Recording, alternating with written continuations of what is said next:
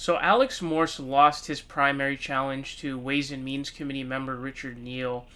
And I wanted to give you a full breakdown on the loss because I think there's actually some important context to add to this loss. Now, first of all, he got to 41%, which means, it's under 20 points.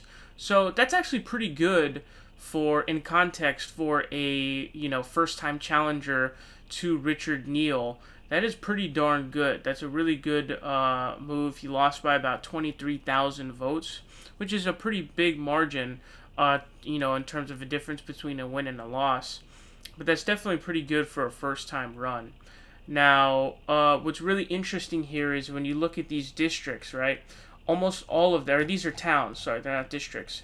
But most of these towns ended up going in favor of Neal, and all the big areas, save East Hampton and Great Barrington, and Great Barrington is one of the lower ones, and some of these other ones where he had small margin victories, the vast majority of them went for Richard Neal in pretty reasonable numbers. Now, you always have to figure out whether or not it's really possible for someone to win in a district who has an ideology. So what I mean by that is a progressive cannot win every single district in the country. It's impossible because districts are very small, makeups of people. A good example of that is California 25. That's literally the worst district that you would run in if you're a progressive. That is the last on earth district that you would run if you're a progressive, because the makeup of that is very purple/red. So it doesn't make any sense. Okay, now MA04, which we're going to look at later, is actually a progressive district, and Ed Markey carried a lot of it, actually. But when you look at Springfield, which appears to make up a lot of the area, Richard Neal got 15,861 votes to Alex Morse's 8,395. That's about like a 7.5K margin of victory. He also carried Chicopee and Pittsfield and Holyoke, are the areas that he carried. He carried, this Holyoke right here is Alex Morse's hometown, so where he was mayor of, so he took that.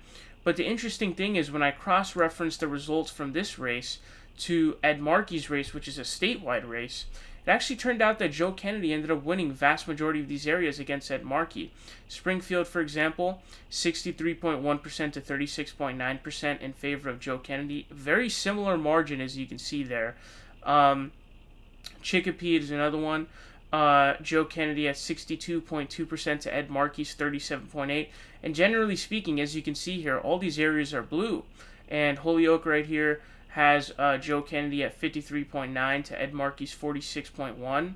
Westfield also 56.7% to Ed Markey's 43.3%. Southwick here went in favor. So a lot of these big areas here, South Hadley ended up going in favor of Ed Markey, which seemed to be a bit of, Ed Markey actually picked up some of these areas like the Northampton and those areas.